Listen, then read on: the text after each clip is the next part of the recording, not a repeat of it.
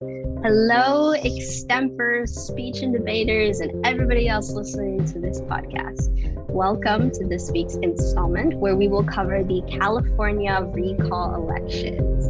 My name is YuYu. I'm Spencer Travis. And this is the half hour. Okay, so first of all, before we start and everything, I want to thank all of you for listening to the past couple of episodes. I know they've been like hour-long installments, and I'm glad for whoever has been able to get through the whole thing. Thank you so much for supporting us and listening to everything that we had to say. Thankfully, and maybe hopefully, I might be speaking too soon, this week's episode will be around half an hour and true to our show's name. But yeah, we have a lot of good information about the California recall elections. And while it is specific to California and a domestic issue, it could highlight a lot of analysis that applies to elections generally. If you want to talk about why it's important to cover elections, Spencer. Absolutely. And one thing that we just talked about beforehand, I will note to everybody, I am currently under the weather. I apologize on my voice over the podcast.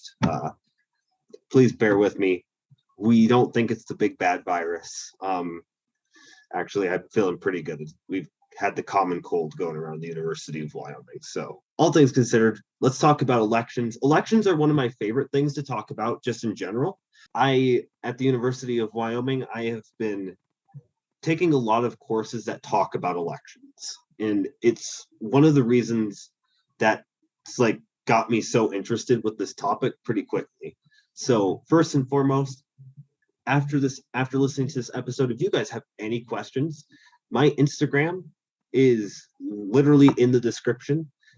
You can send me any questions. That really helps. And actually, one of my final papers this semester is going to be on ideas for elections in the future. So I definitely love talking about this. But the main question that we want to ask is, why is it important to talk about an election after it happened?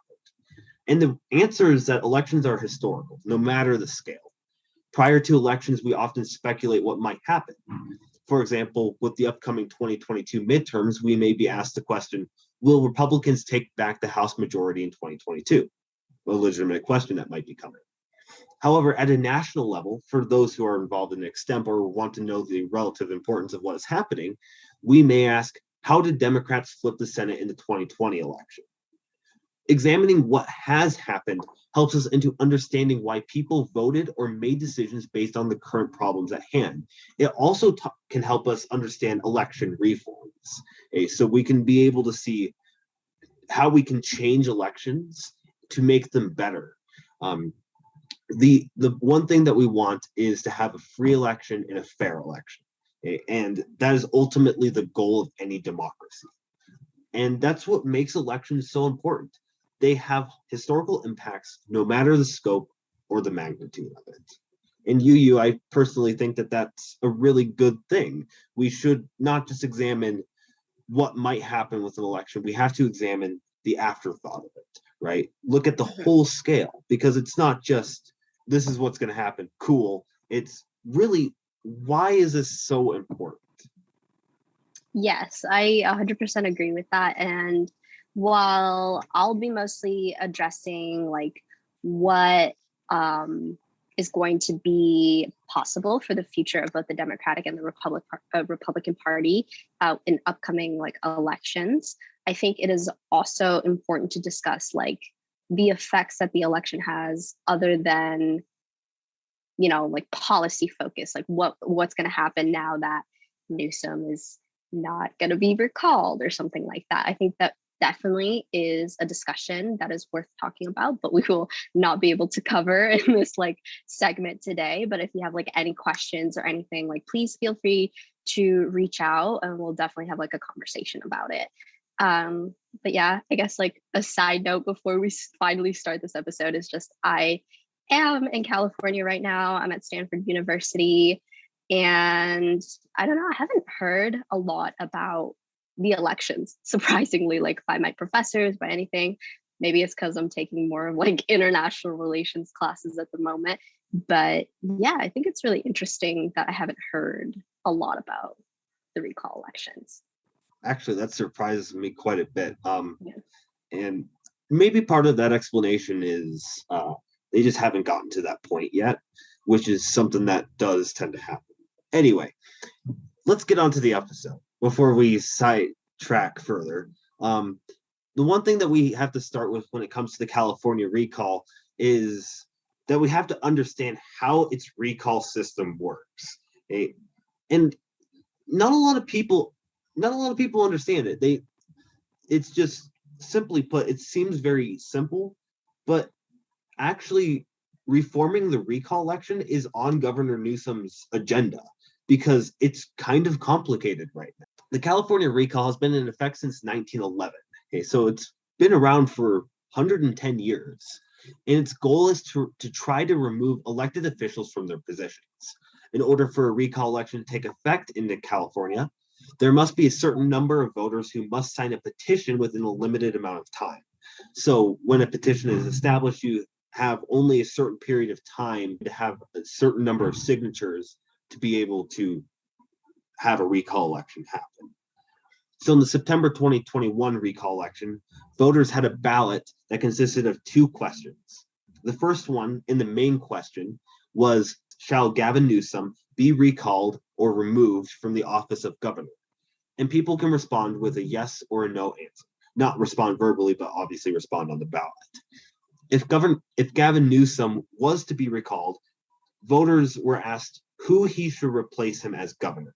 In the previous recall election, voters were asked to choose one out of 46 possible other candidates. So you often hear the biggest runner against Gavin Newsom was Larry Elder, but there were 45 other options that they could have chosen.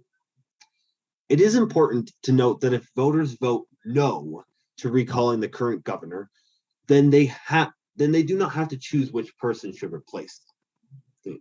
So you have the option to vote yes or no. If you vote yes, you should choose which of the 46 other candidates you want. You can also write somebody in, or you can vote no and not choose anybody at all. In order to be able to cast their ballot in this recall election, there's a couple of different ways, but it is important to note that only citizens and registered people of California can vote in the recall. Sounds fairly obvious, but at the end of the day, sometimes we just forget that important detail.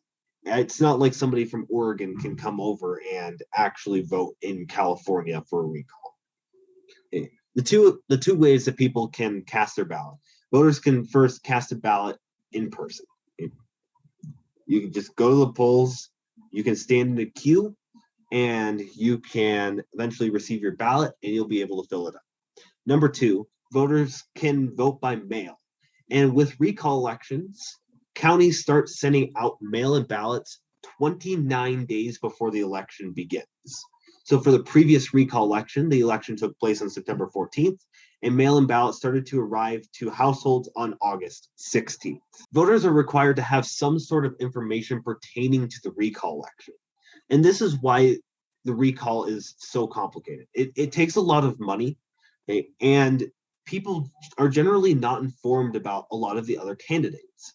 So what the Secretary of State does is they mail out information pertaining to the recall election. This is mailed to every active voter household. So on the voter information guide, candidates running against the person in recall have the option to add a 250-word statement to the official voter guide for the recall election. So when they receive that voter guide in the mail, they can see, we'll use Larry Elder because obviously that was the biggest candidate against Gavin Newsom. Larry Elder will have his 250-word statement on the information guide that explains why he's running or what his goals are if he becomes governor. So that's there to help voters. And in all truth, it's really helpful to have a voter information guide. Having all that information about the candidates really does help to make informed decisions. Now, how many people read that? We don't really know. But each county also sends out voter information guides. So whether you, let's take Orange County as an example, that guide may be provided with the mail-in ballot that is sent to the voter. So when the counties send out those ballots, they can also send out their voter information guide as well. So all things considered, both the state and the county are going to send out information guides about how the recall election works. So what are the potential outcomes to a recall election? Number one, if a majority of voters voted yes to removing the elected official from office, then the elected official in this instance would be Gavin Newsom, would be removed from office, and not immediately, and replaced with the candidate that received the most votes from those who voted to replace that elected official. So it's not immediately. It takes 38 days. The Secretary of State will validate those election results, and the new elected official will take office, and that candidate would remain in office until the end of the term. So Gavin Newsom's term ends on January 2nd of 2023. So had he lost this election, his term would have been filled up until the 2nd of January in 2023. If a majority of voters voted no, then the recall has failed and the elected official remains in office. This recall election, the majority voted no to recalling Governor Newsom. Probably the most important thing to take away from everything that I'm saying. Lastly, some other kind of important information regarding recalls in California. I've got 7 kind of good points. It's a lot of information, but all of these are pretty important for when another recall may potentially happen. The first one is, for this recall election, there needed to be 12% of signatures in equivalence to the election of Gavin Newsom in 2018.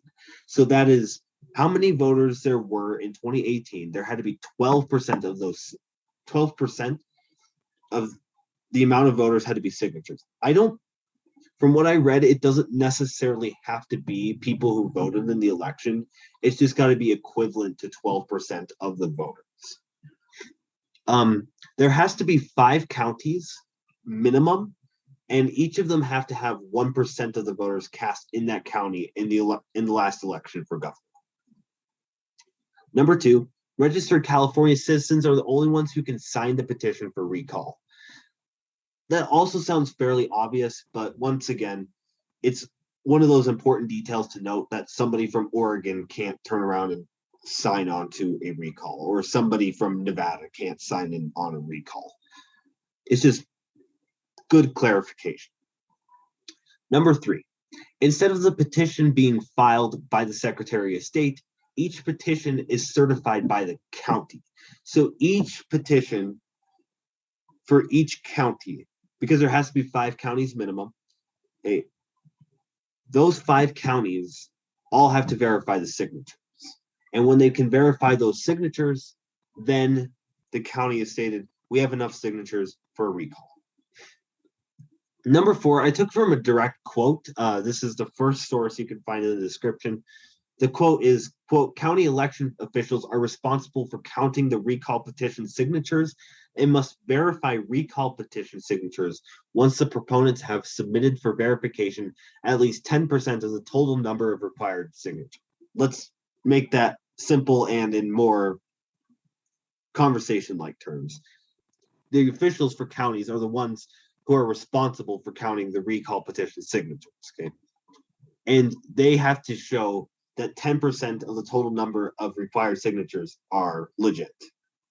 If you think about that, that's kind of unproductive. 10% out of 100% of the signatures doesn't seem like it's very valid. But that's the way that it works. Number 5, since 1911, there have been 54 attempts to recall a governor. Only one has been successful, and that was Governor Gary Davis in 2003. He was replaced by Arnold Schwarzenegger. Number 6, the current governor cannot put themselves on the replacement candidate list. Once again, kind of an obvious common sense thing, but this is something that has been put into place That's also directly on the Secretary of State's website, which admittedly is actually kind of funny. That's on the website. Number 7, in order to run for the office of governor, the replacement candidates must A, meet legal requirements to run for governor in the state of California and in the United States, and B, must not have served 2 terms in the office since November 6th of 1990. Now, that's obviously with the current date, but that YuYu makes a really interesting point here. Somebody who has served, let's say, 2 terms, okay, and served those 2 terms prior to November 6th of 1990, well, now they have an option for a 3rd term as governor, which, I don't know about you, seems kind of like a flawed system, which is one of the reasons why Gavin Newsom has been talking about recall reform and looking at how much this has been spending recently. It's kind of a big deal. There's a lot of flaws with the current recall system. Obviously, no election system is perfect, but it's fairly obvious that it's not a perfect system in general. Yeah, and just for like our listeners out there, a term for governors is 4 years. So like when we talk about, oh, they might, or like, you know, before this law was enacted, people who have ran for governor twice already can run again. And that would mean they have like around 12 years as a governor, when usually, especially now, you can only have 8 years. And as Spencer was saying, some people think it's a flawed system. I guess some people don't really know about it, or like some people just are generally fine with it. But like whatever your opinions are about like how elections are ran, it can influence both local and also national policies as well. So if we think about the reasons of why Newsom wanted to kind of reform the system a bit, it does make sense through his perspective and like through the Democratic Party's agenda. But like with that, I also want to say that it is important to kind of see what's happening now, like what's going to happen now and in future elections on both sides of the coin. So I'd say the most important thing to take out of Spencer's information is that Governor Newsom is not being recalled or replaced, but it's still nice to know what's going to happen now that he's not being replaced. And when I talk about that, I don't necessarily like mean the policies he's going to pursue. I mean, what is going to happen for elections generally now? So most think, like in the CNN article, the main reason why Newsom wasn't recalled was ironically because of his approach to combating COVID. And I say ironically because talks of recalling Newsom started because people were concerned about his hypocrisy in handling COVID. There's this story going around that he had mask mandates and he told everybody like stay inside, be safe from COVID, yet he was seen eating out in like a fancy restaurant in California. And so people were like, hey, this isn't cool. And that's kind of what started talks about like recalling him in the first place. That's what I'm talking about. But the second reason was because the other option, or the person that was going to replace him, that had the majority of vote of people who were going to vote no, was Larry Elder. And Elder is part of the Republican Party and is known as a radio talk show host, and is generally not a liked guy among the Democratic Party, especially in California, or maybe just like generally. But yeah, most people don't really like Elder as like the replacement to Newsom. So the Delta variant of COVID and having Elder as the replacement to Newsom was what really motivated the Democratic pool to vote just generally in the recall election. And it's also important to note here that through polls, it seemed like most people part of the Democratic Party in California wasn't going to participate in this vote. But once they saw what was happening and like what could happen if like the people who voted no got the say and he was going to be recalled, they decided, okay, I don't want Elder. I would like Newsom to stay. And then they decided to participate in the vote finally. So, but if he was recalled, that would turn the tide of California's political trajectory, meaning that Republicans in California would get more power in elections. And another thing is Elder has been known to say some very sketchy stuff when it comes to women. He was also accused of brandishing a gun at his wife by his wife.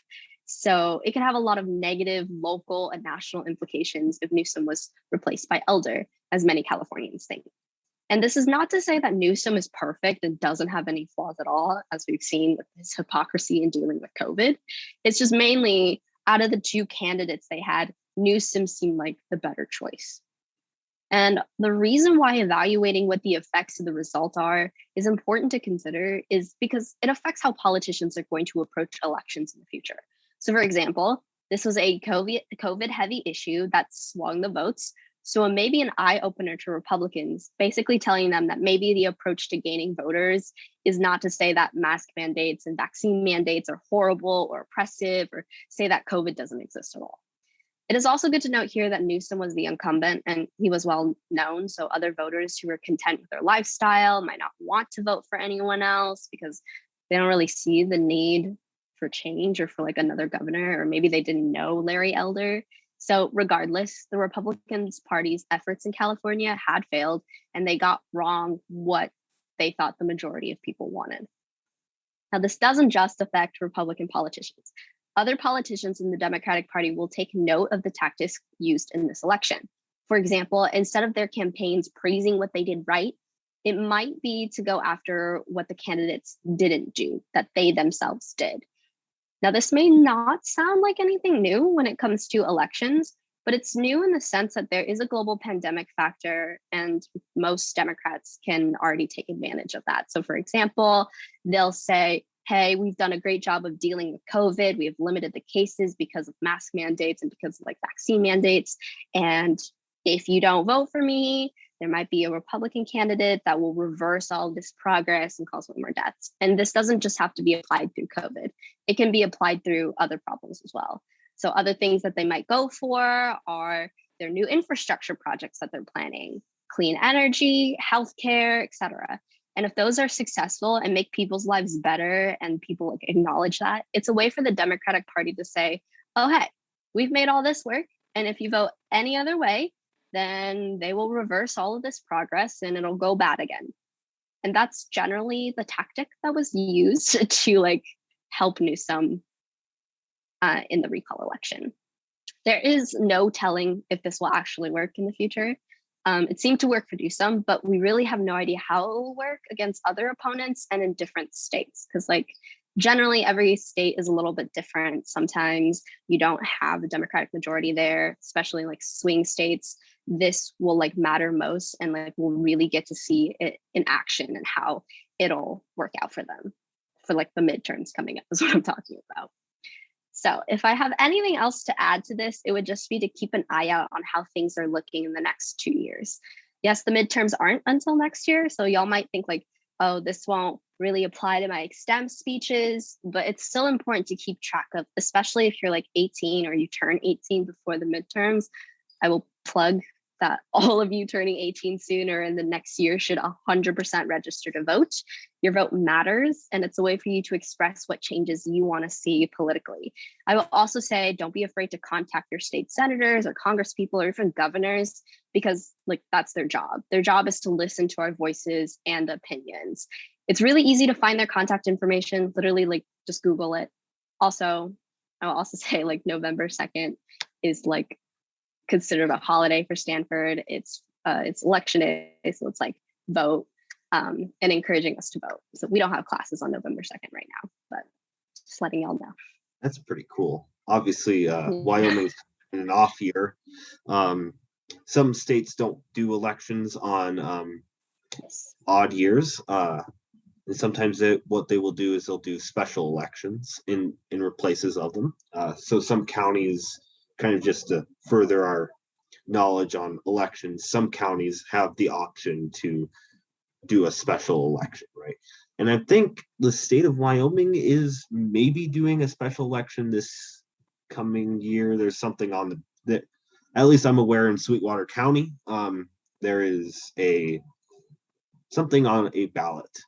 I can't entirely recall what's going on, but we do have a special election, and I think that it is a statewide special election, if I recall correctly. Or I could be entirely incorrect, and this doesn't matter. So, well, I wouldn't know. I'm not in Wyoming anymore, so I don't know. With that being said, we were just mentioning it might not look like it matters about 2022 right now. Here's the truth: our questions are going to be all around them. As a matter of fact, this is the time that we're going to start talking about it. And this is a really good hint because the 2022 elections are 14 months away. And when we exist in the United States' democratic system, as a matter of fact, elections are never stopped talking about. So each election is always something that's very important. The first question that we are going to propose, kind of a long one. Do the results of the California recall election bode ill for Republican chances in the 2022 midterm elections? So, in essence, does this recall election show that Republicans are going to lose 2022? Okay. I want to start with you. Okay. I'm going to put you on the spot. I think, okay, for this question, right, I think you can take it both ways, especially with what I just said. This might have worked for California, but again, each state is different. Each state has people who have different interests. So it might not necessarily work since every state is different. And if Republicans take this election as a lesson and maybe switch up how they want to approach campaigning, then that means it doesn't look ill for the Republican Party. They still have a fighting chance. Now, it is important to note that this question isn't saying oh, Republicans are going to win. It's just saying are their chances still viable? And I would say yeah, their chances are generally still viable depending on what they do in the next 14 months to campaign. But if you do say yes to this question, then there's a whole bunch of evidence out there, I'm sure, that right now will say, yeah, this recall election right here kind of proves that the Republican Party is slipping and they don't have the same vitality as before.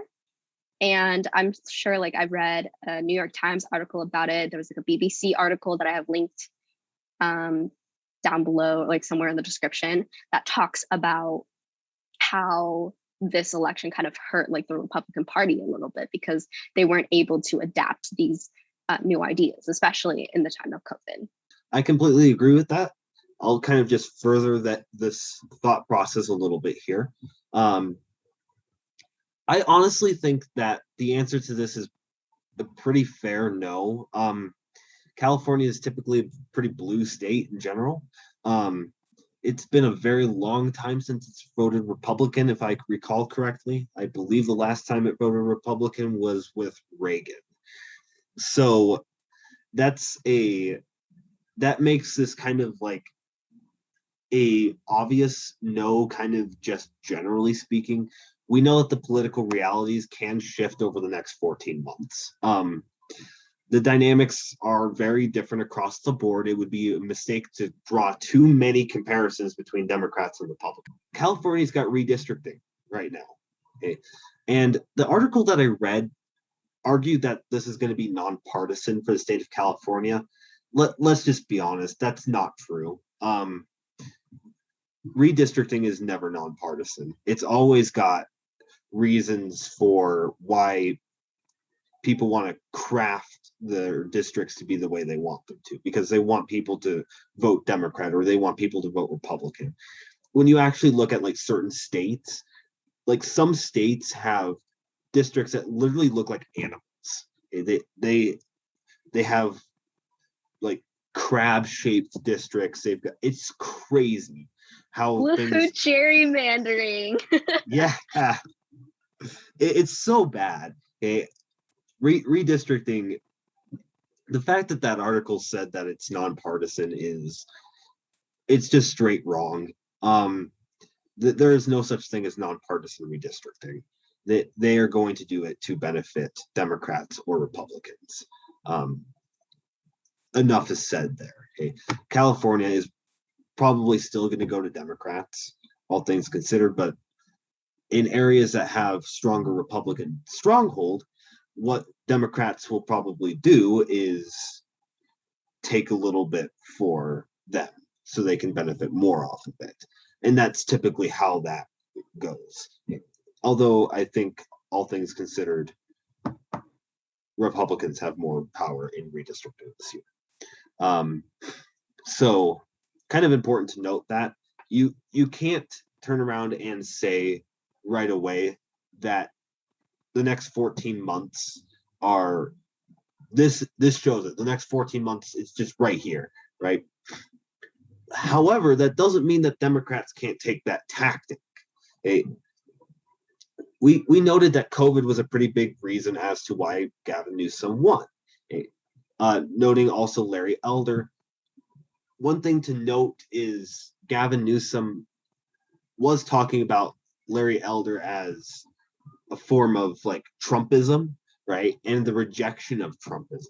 There's a lot of really good arguments or really good articles that talked about looking at Elder as a form of Trump was a really good reason why that brought people to the polls. When you answer yes to this, I would think a really good answer to this is the Democratic Party looking at the Republican Party as still being a Trump-based party, for some reason is grabbing a lot of Democrats and bringing them to the polls.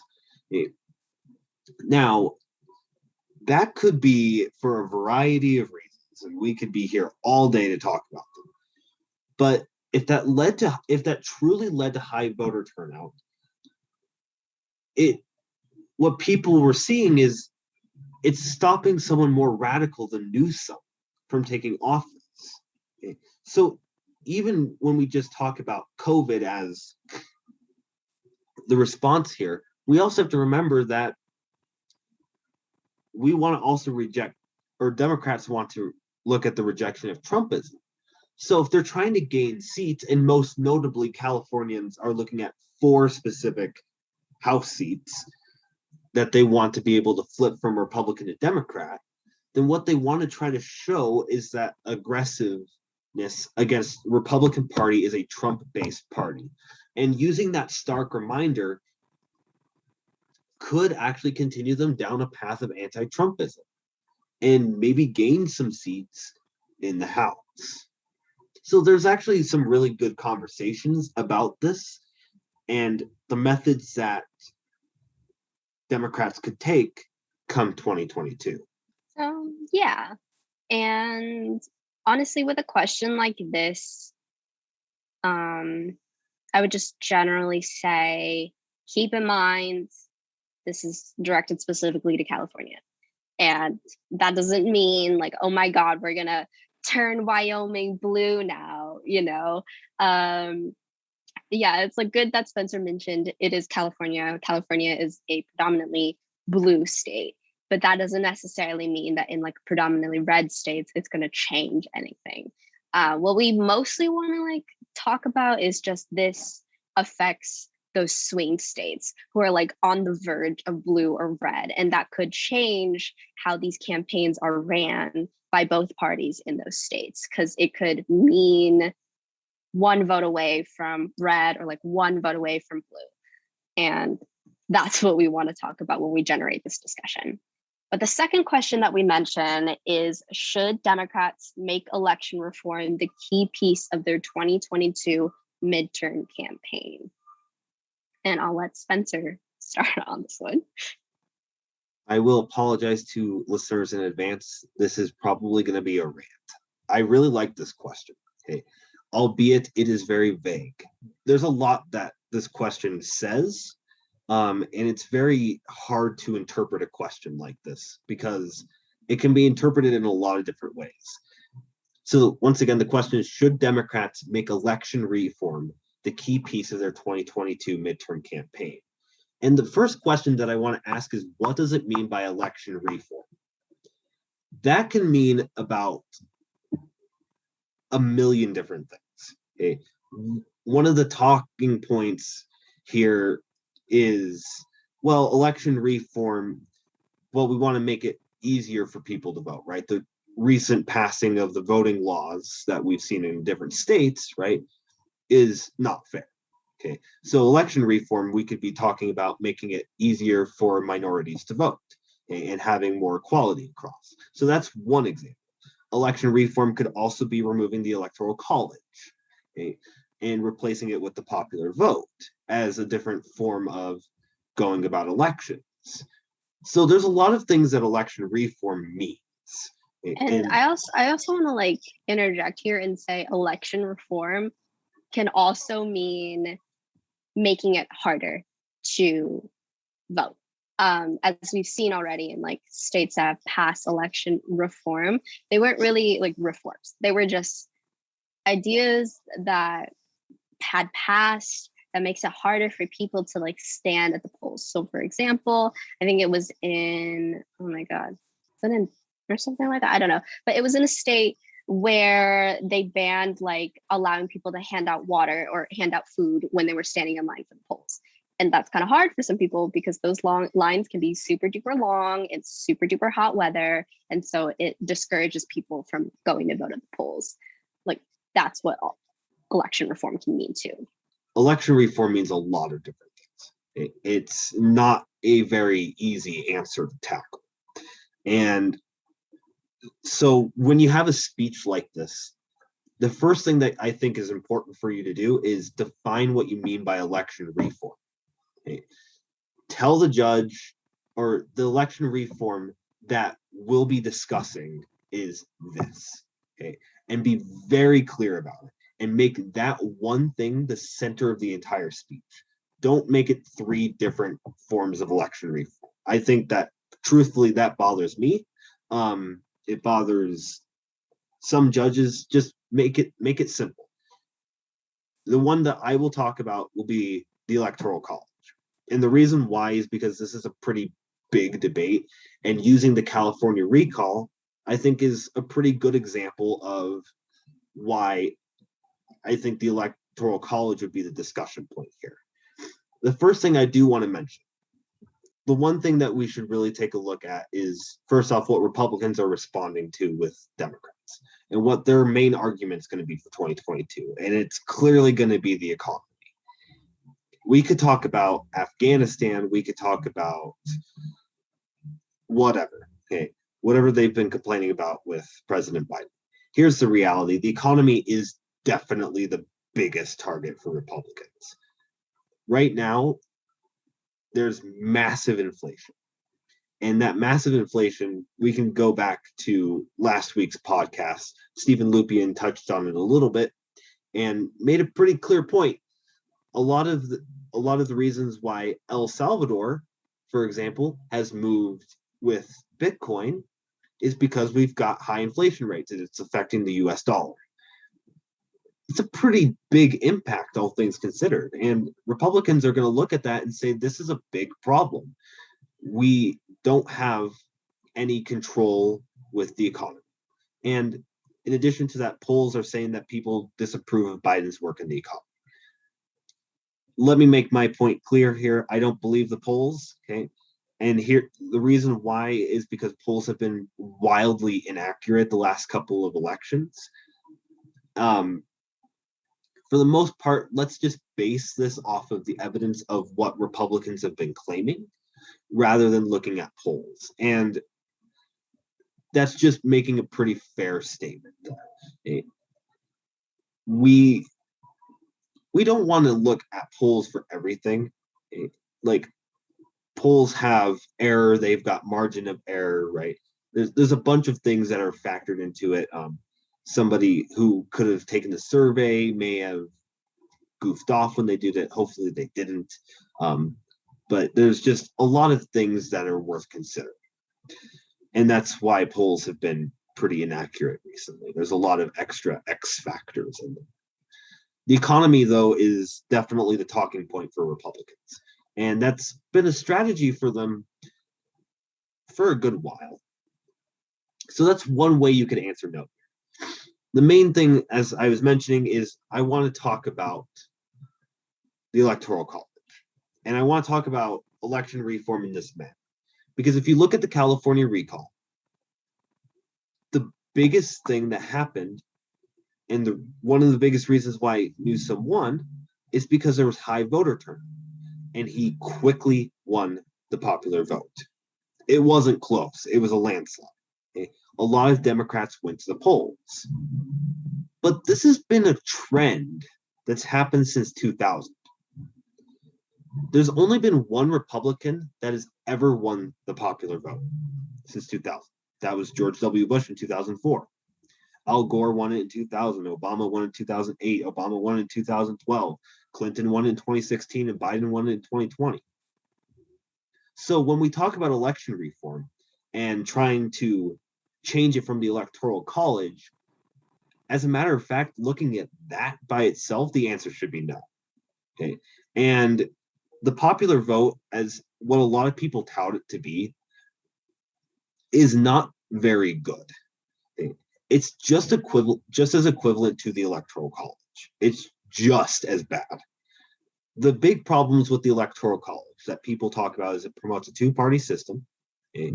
The state of Wyoming has 4 times the amount of voting power as one person in California.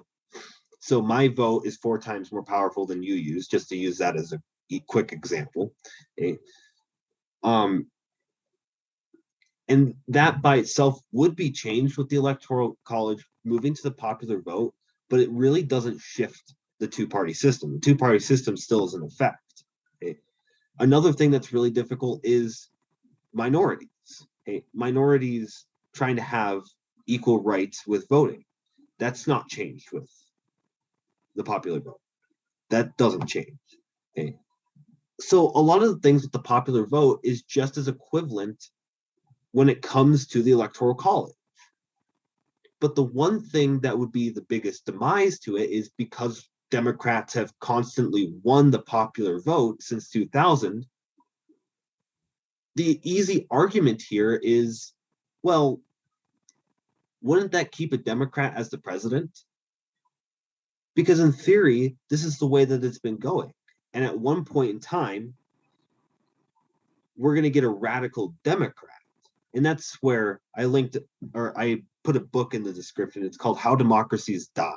It's one of the best books that I think was ever written. Actually, I have it as the best book that's ever been written. It's very good. Stephen Levitsky and Daniel Ziblatt, I believe, are Harvard professors. And they made a pretty good argument in that book that said Trump, while he met a lot of the explanations for how democracy dies, is not the explanation. They made it very clear that something else can shift the spectrum. And in my belief, continuous democratic power could lead to a mistrust. Okay? And that could, in theory, lead us to an authoritarian regime or to having somebody who really shouldn't be in power be in power. Okay? So to be fair here, Republicans should have an equal chance, and that's what the Electoral College offers. So not to destroy people's dreams on the popular vote, but in theory, the popular vote is just as bad as the Electoral College, especially right now. There's other options in the popular vote, and that's something that people kind of forget about. Let's take Georgia as a really good example. Georgia uses what's called a majority vote system. So in their elections, what happens is you have your normal amount of candidates that run for Senate. Okay, so you'll have a Republican Party, a Democratic Party, a Libertarian Party, a Green Party, an Independent Party, etc. Okay. And if one candidate doesn't have more than 50% of the vote, so 50.1%, they have to go through a runoff. Okay, and that runoff happened on January 6th, and 2 Democrats got selected from the state of Georgia. They take the top 2 candidates that had the highest percentage, and they have a runoff against one another. You can't vote, you can't write anybody in, you can only vote between the 2 of them. That's the same system that's used in France, just for also a good comparison. Okay. Speaking of which, France has 2022 presidential elections coming up. Just a heads up. So you could use that process. Okay?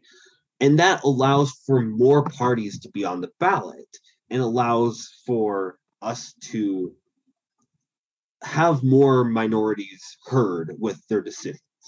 Because more people may want to vote for Green Party candidates or independent parties or libertarian parties. This is a much better system. It actually allows for more free elections. It's a lot more fair. So if Democrats were to push for this option as election reform, then this would be a very good yes. Another good one, and what political scientists like what you and I are going to be studying argue, is what's called a single transferable vote. This is something that was developed by a political scientist, and it's also known as a ranking system. It's used in the state of Maine right now, and it's pretty cool. What happens is you have a list of candidates, okay, and you rank them from which one you want as the best option to the worst option. So take the 2020 election would be a really good example. You have Joe Biden, Donald Trump, Joe Jorgensen, whoever the Green Party was, and Kanye West. Okay, we'll use. So what people can do is they can rank their candidates in order. So you have, let's say you vote for Joe Biden as 1, Joe Jorgensen as 2, et cetera, et cetera, et cetera.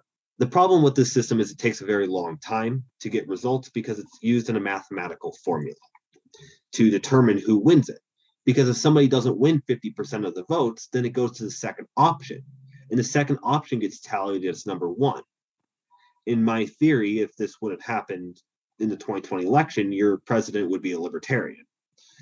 And the reason why I argue that is because we had such a close call between Donald Trump and Joe Biden, to where if we would have seen all the secondary options and how polarized the United States is, you probably would have had a libertarian as everybody's second option because they would not have voted for a Democrat or a Republican. So it actually leads to a lot more minorities' voices being heard. Multiple parties have better chances in the United States to be selected. And on top of that, you have really good options for people to go out and select. And all in all, the only problem with it is it takes a very long time. It takes 2 weeks sometimes to get results, because counting every ballot and scoring what people rank people as it's a process. It's very long. If Democrats are to pursue election reform as a change from Electoral College, instead of taking with the popular vote, a good way to answer yes to this would be maybe researching more of a single transferable vote or a majority vote system with runoff elections.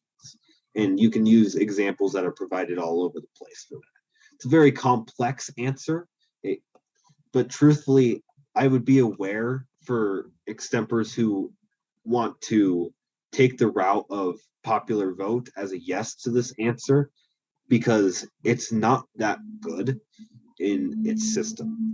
It's just as bad as the Electoral College, and for some reason we tout it as being better. It's equally as bad, and people should be aware of that. And that's a pretty long answer, YuYu, but I don't know where you stand with this question, so I'm interested in hearing your answer too. Okay, so let me just start off by saying, if you think popular vote is good or bad, you are entitled to your opinion. But generally, I would say at the moment, if they were to pursue getting rid of the Electoral College, that could be a viable option, because right now, many people in America don't like the Electoral College. They think it gives small states too much say over bigger states when it comes to policy decisions. And it's also there's this problem already with gerrymandering that we see. So it doesn't really matter what county you're in or whatever. It just so happens to be that way. So for example, in Wyoming, if you're a Democrat, your voice might not be heard as much because it is a fairly red state. But then again, vice versa in California, if you are Republican, your voice might not be heard as much because it is a fairly big blue state. And so if you were to pursue the popular vote option, and like if Democrats were to take that as their sorry, let me look at the question. Yeah, if they were to take that as their like key piece of their campaign in 2022, then it could potentially work depending on how they go about it. And it's not to say that like just don't think everything like Spencer says is correct. Like you're entitled to your own opinion. I don't think like the popular vote is as bad as like he points it out to be. And I would just generally argue like if the popular vote is generally voting Democrat, then it's true to democracy, because it is like one person, one vote, and they are like getting what they wanted. And if the popular vote is the Democrat, then so be it. Like that's what the majority of people want. We also have like measures in place to also make sure minority voices are heard. So even if like Republicans aren't always winning the elections, that doesn't mean like full on authoritarian regime, right? We have measures in place to give minority voices a say. And like often we listen to those minority voices too. And like sometimes the minority voices like takes power. And that is just to prove like if you go popular, if you like the popular system, or like if you don't know much about it, it is completely fine. I think it is a big jump to say having the popular vote is going to like lead to an authoritarian regime or just like one party state. I think that is a big jump, especially for the United States.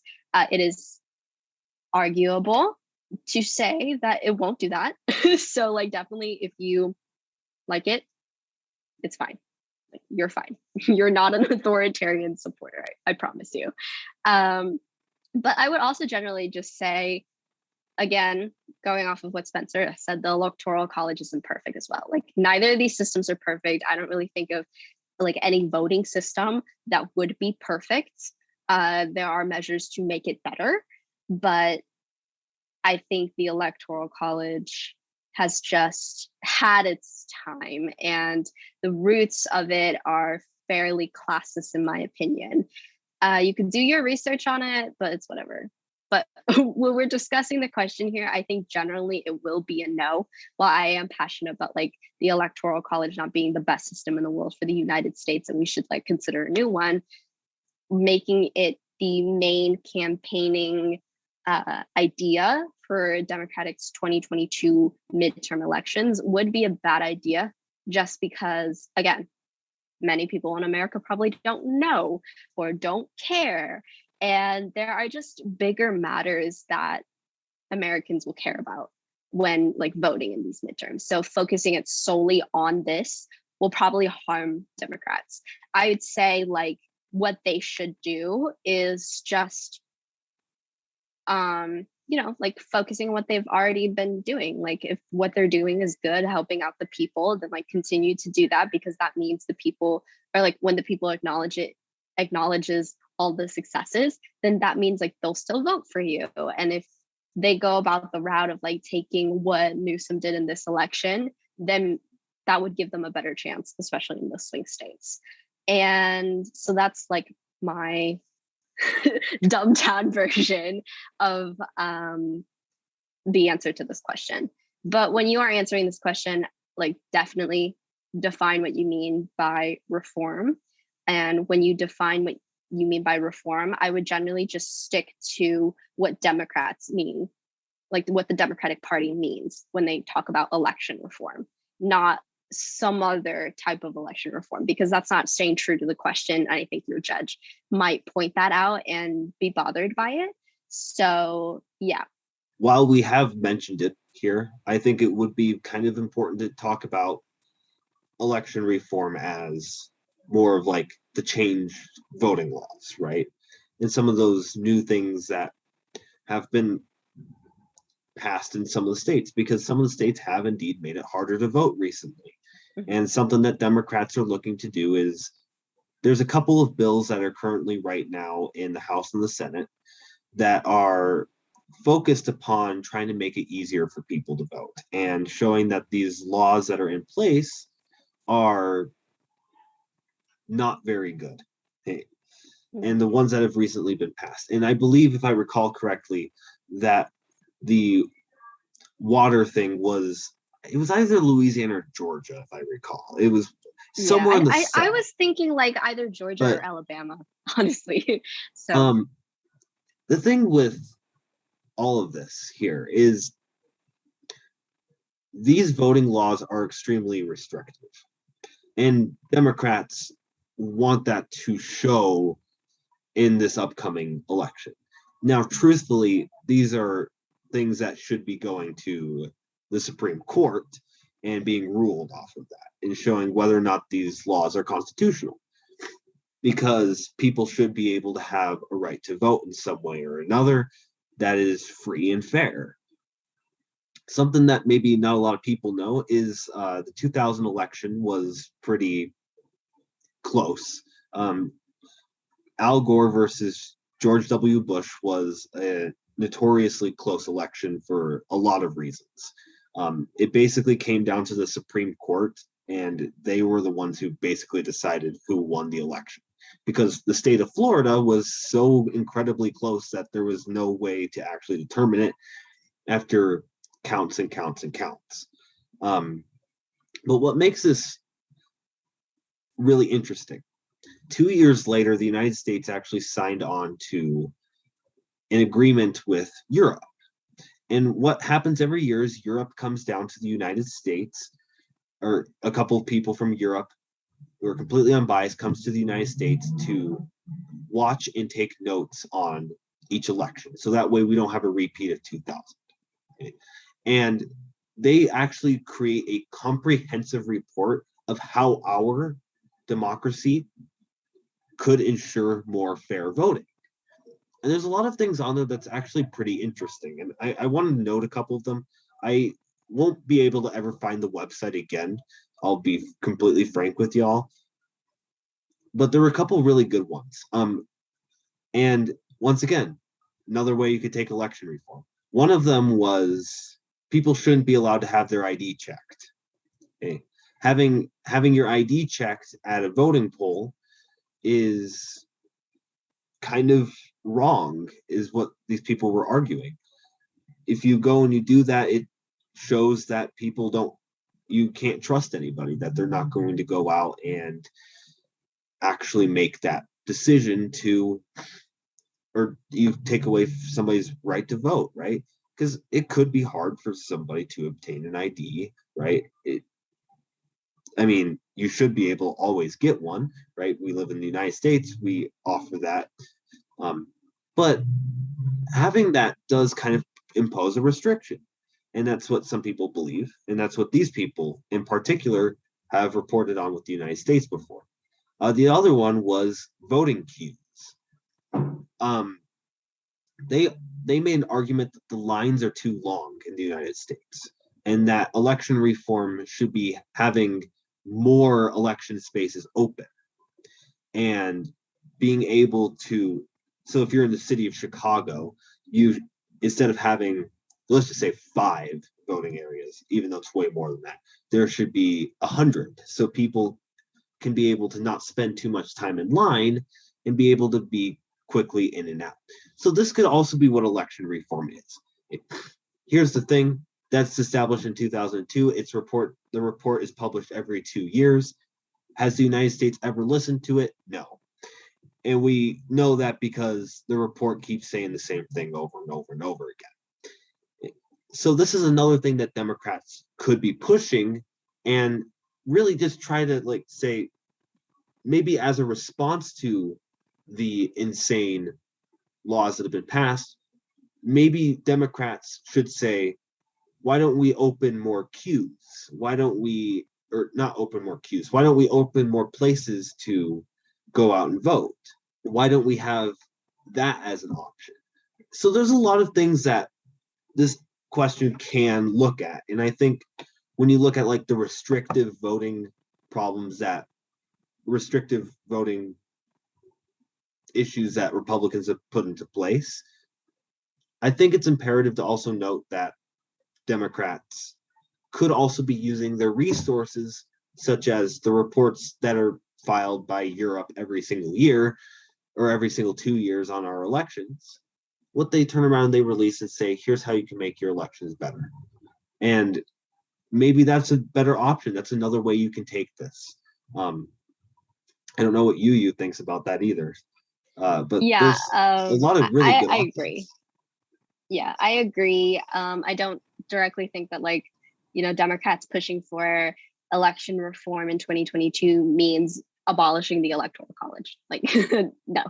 I think generally speaking, they can go for other things too. I heard there's also talk that we should make it a national holiday so that people who are working have the ability to, take time off of work and like be able to go to polls and vote, instead of having to do like other options like mail-in ballots or something like that. And those are just all good ideas that Democrats are probably looking at right now. But should they make that the main focus? I don't necessarily know, because I don't think so at the moment. It just doesn't seem like a big issue in most people's lives right now. So that might be a reason why. But if there were if there was a way to make it a big issue in people's lives and let them know elections matter and we should fix this system so that it helps us fix other systems, then maybe could they possibly go for it and then win support for that. There's a lot involved with that question. I think our discussions here, and my wonderful rant, they definitely they can consist in its own episode. It's crazy how much information is out there about what exactly do we mean by election reform. And so it's a pretty broad question. And there's a lot of really good information out there that goes both ways. And as you can see, we definitely had a little PF debate, spar debate, especially when it came to popular vote electoral college, right? There's a lot of ways you could take this. And with that, this is one of those situations that there's not just two sides.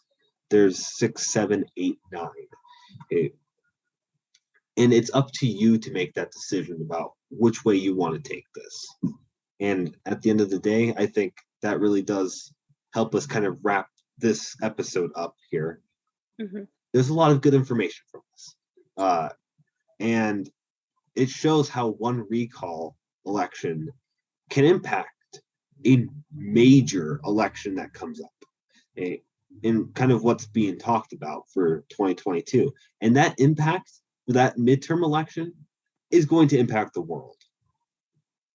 So one recall election really does change the way everything else is.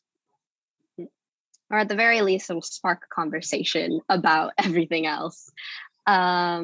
So yeah, I think this is a good place to end it.